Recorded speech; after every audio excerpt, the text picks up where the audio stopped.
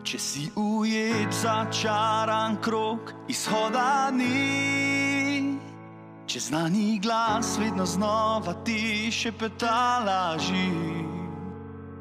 Če praznina v sebi bi zapolnil rad, tu je boljša pot, tu je boljša pot. Če v stiski si, on te potolaži.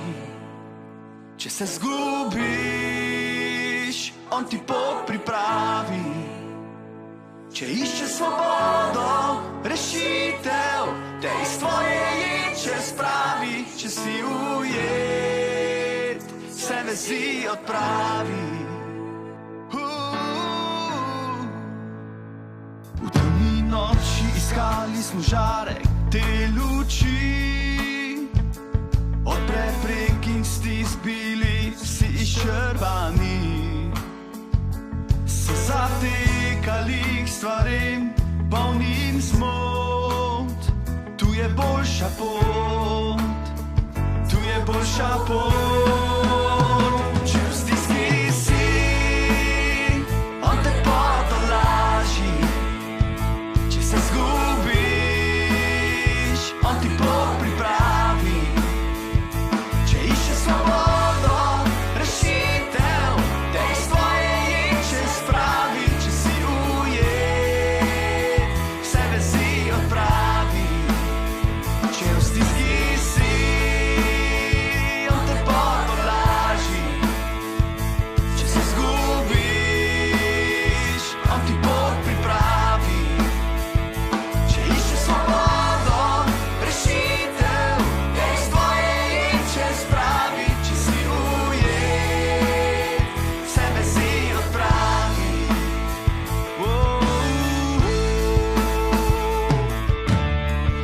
Če to veruješ, če vse to sprejmeš in če to čutiš, zaživi in pričuj.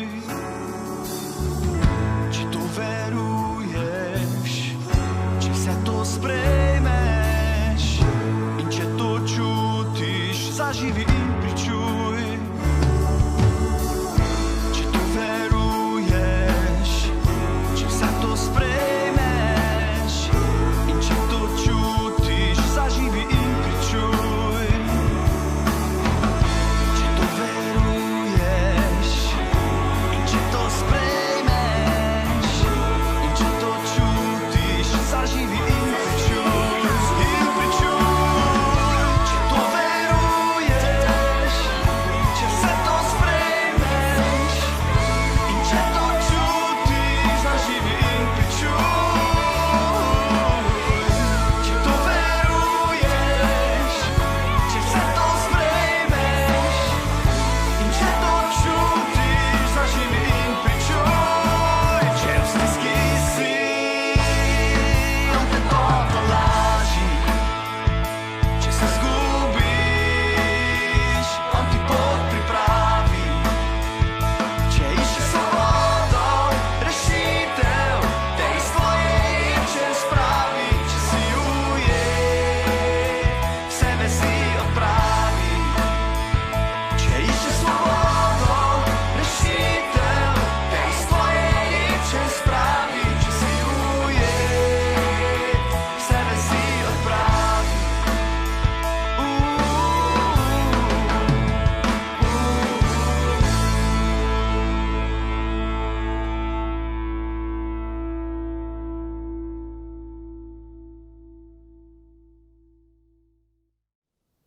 Bog je poklical Mojzesa, naj izpelje izraelsko ljudstvo iz suženjstva v Egiptu v obljubljeno deželo. Potem, ko je Mojzes sprejel ta božji poziv, se je s svojo družino odpravil v Egipt. Na poti tja pa je naletel na zelo resen izziv, ki nam na prvi pogled ni takoj jasen. Bog ga je hotel na tej poti v Egipt ubiti. Kako je lahko prišlo do tega? A ni Bog ravnokar poklical Mojzesa za to nalogo? Kaj se je zdaj zgodilo? Preberimo ta odlomek. 2. Mojzesova 4, od 24 do 26. V nekem prenočišču na poti ga je srečal Gospod in ga hotel usmrtiti. Cipora pa je vzela oster kamen, odrezala svojemu sinu prednjo kožico, se z njo dotaknila njegovih nog in rekla: krvav ženin si mi. Potem ga je pustil.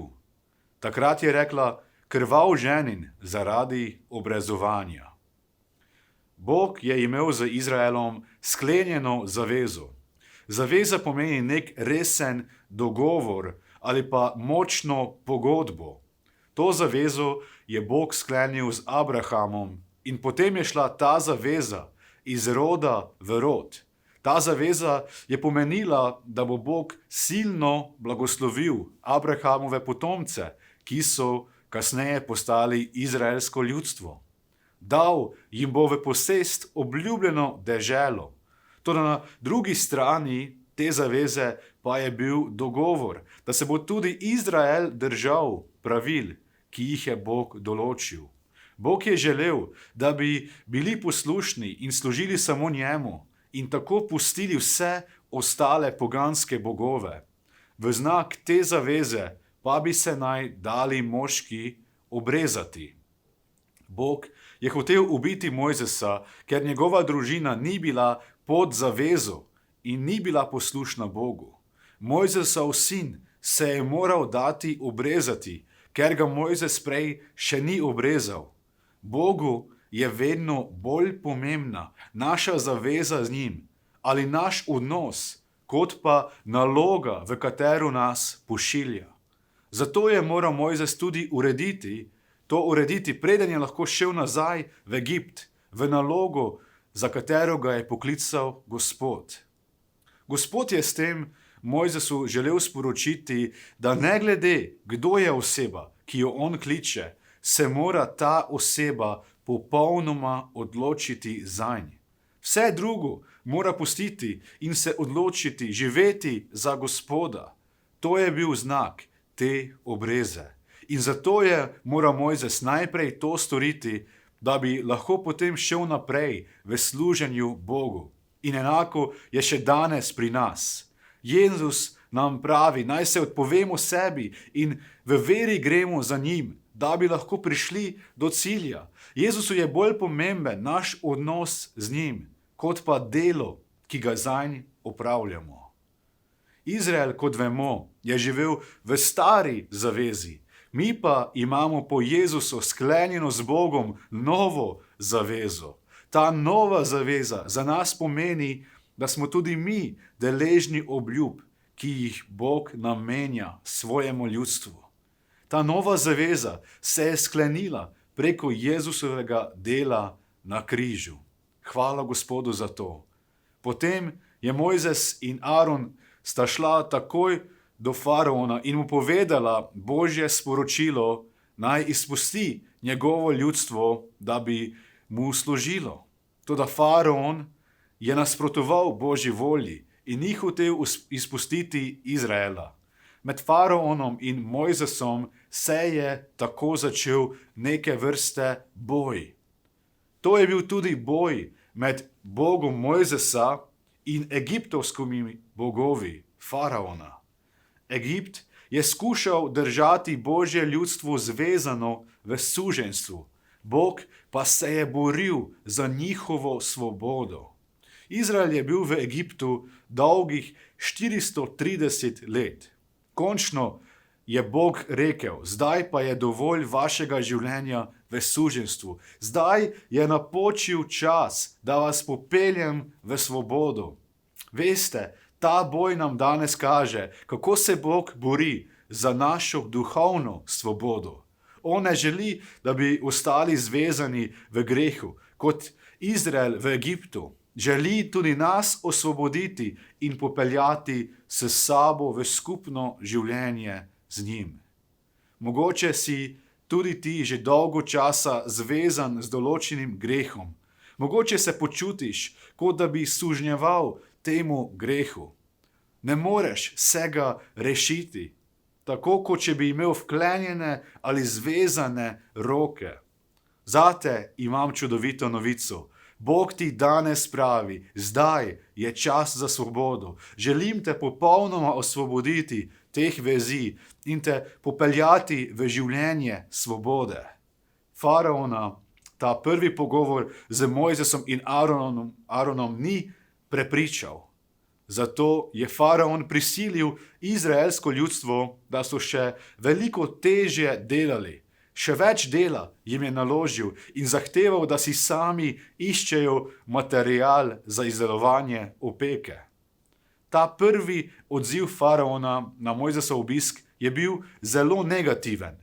Mojzes se je moral še veliko naučiti. Zdaj se je moral naučiti biti na miru in počakati na Boga.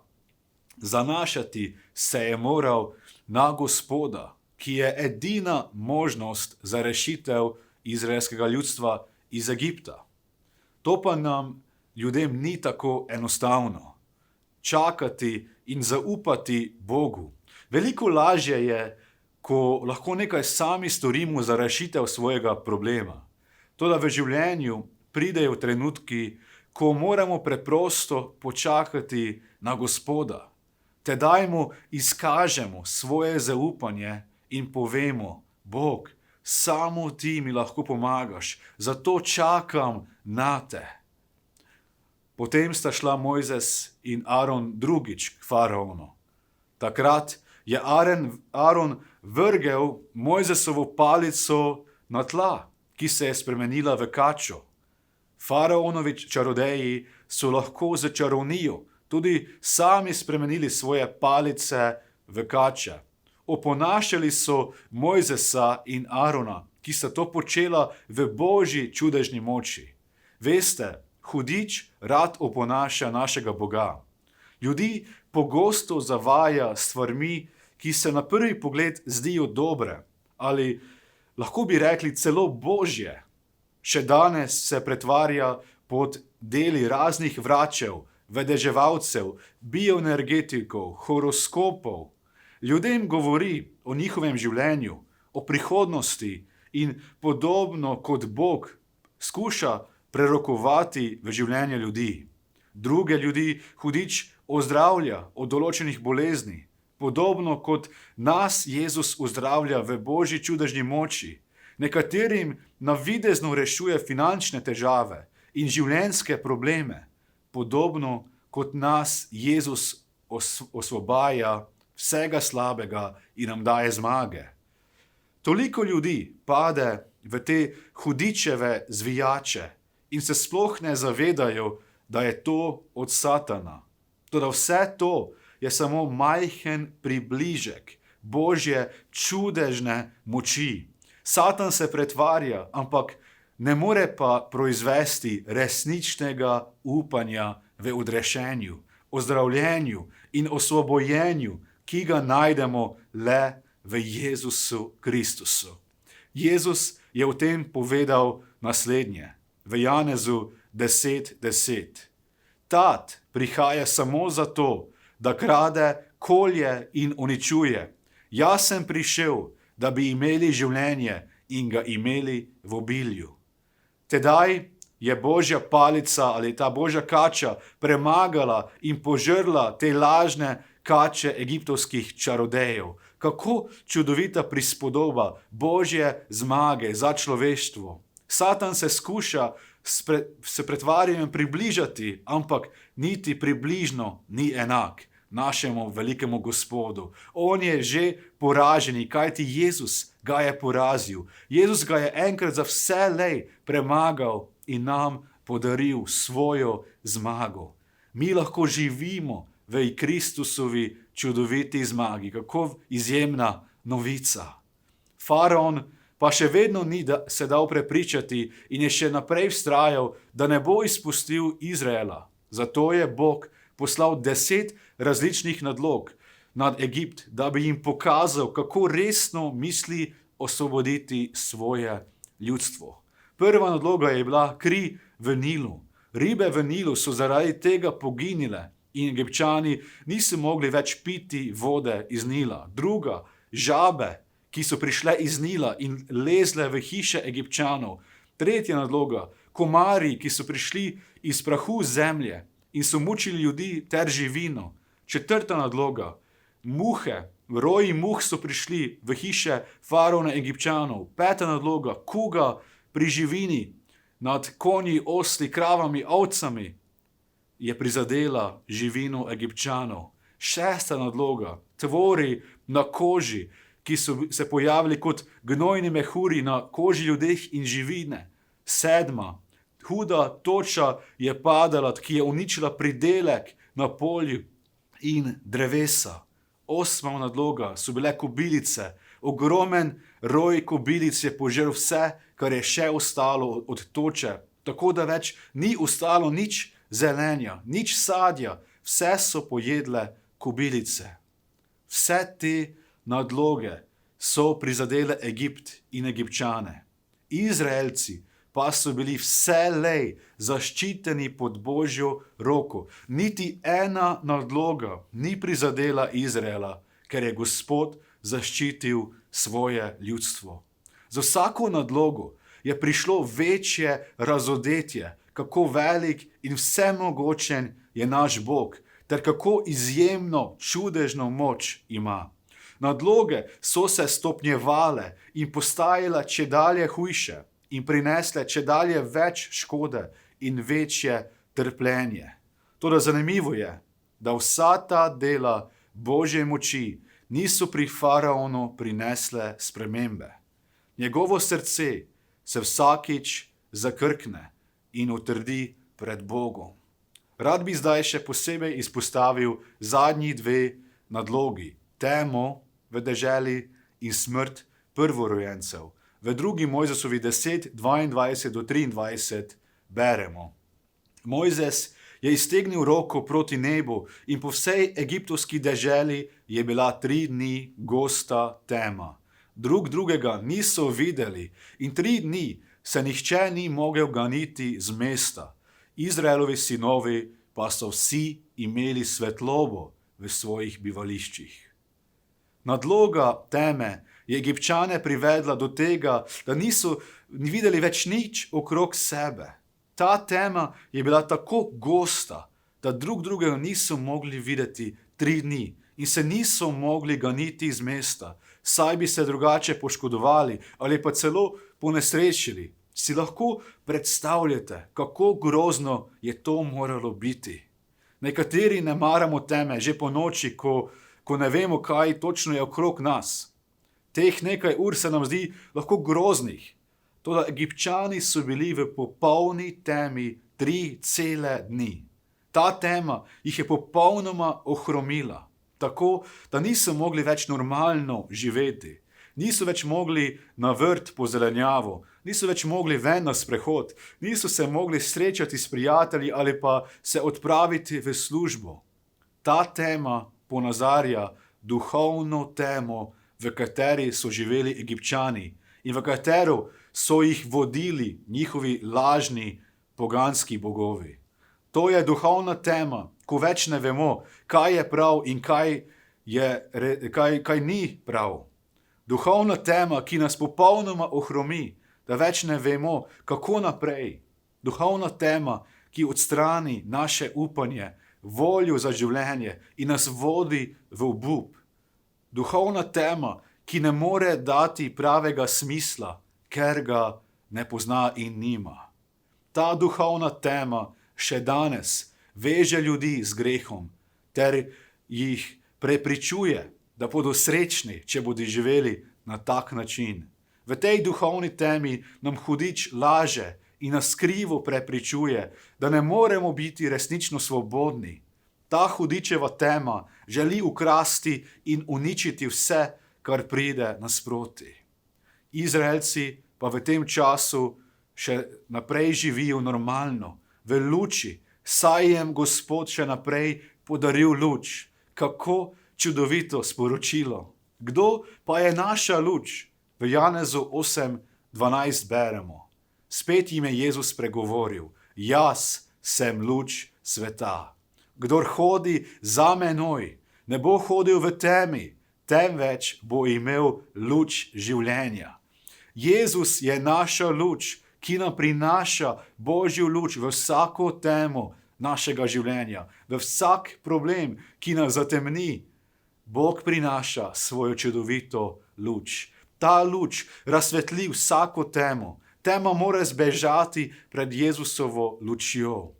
Po vseh teh številnih nadlogah, tudi ta zelo huda nadloga teme ni prepričala faraona, da bi izpustil izraelsko ljudstvo v svobodo. Žal, ljudje, ki so v duhovni temi, še danes zavračajo to Jezusovo luč življenja. Luč, ki bi prinesla upanje v situacijo brez upa. Luč, ki prinese svobodo tja, kjer verige čvrsto držijo greha, verige greha čvrsto držijo človeka. Luč, ki nam pokaže pravo pot, po kateri lahko hodimo vse do cilja.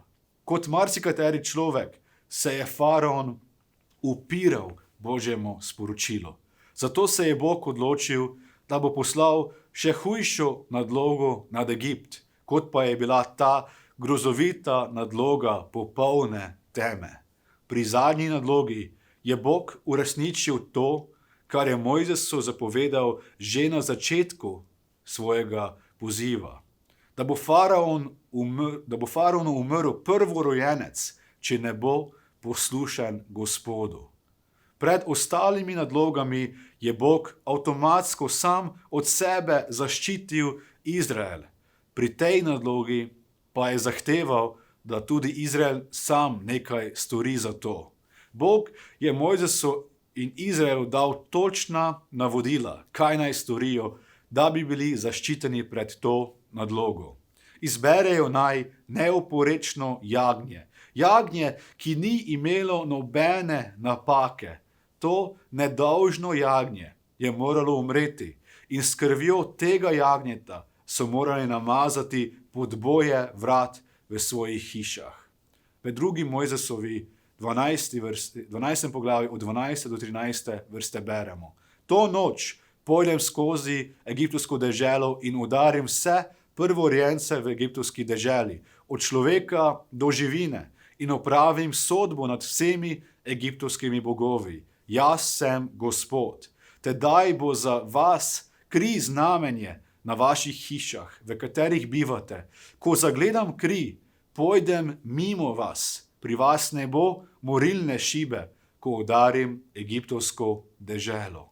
Kri neoporečnega jagnjeta je zaščitila Izraelce. To je predslika Jezusa, ki je za nas bil neoporečno Božje jagnje, brez vsakršne napake. On, ki je bil povsem pravičen, je umrl za nas krivične, da bi mi lahko bili upravičeni po veri vanj.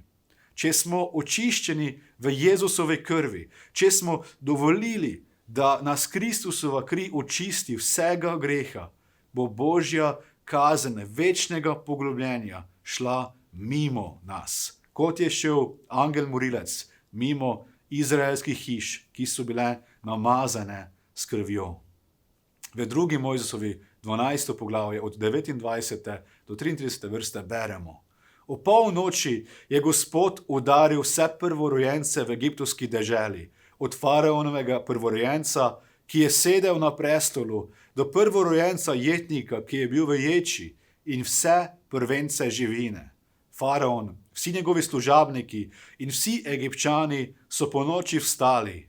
Nastalo je veliko vpitje po Egiptu, kajti ni bilo hiše, v kateri ne bi imeli mrliča. Še po noči je faraon poklical Mojzesa in Arona in rekel: Vstanite, odidite izmed mojega ljudstva, vidva in Izraelovi sinovi, in pojdite, služite Gospodu, kakor sta rekla. Tudi drobnico in govedo vzemite, kakor sta rekla. Pojdita in še mene blagoslovita. Egipčani so ljudstvo silili, da bi odšlo kar le mogoče hitro. Govorili so namreč: vsi bomo pomrli. To je bila kaplja čez rob za faraona. Zdaj je bil do srca pretresen in več ni imel moči zadrževati Izraela. Še tisto noč je poklical Mojzesa in Arona, kot smo brali, in jih prosil, naj takoj zapustijo Egipt. Egipčani so celo Izraelce zdaj silili, da bi čim hitreje zapustili Egipt. Kakšen preobrat v zgodbi. Egipčani so spoznali, kako grozno se je upirati Bogu in postati Božji sovražnik. Gospod je napovedal vojno tistemu, ki je hotel še naprej zasužnjevati njegovo ljudstvo. Podobno se je Bog boril za nas, da bi lahko nas izpeljal iz suženjstva grehu.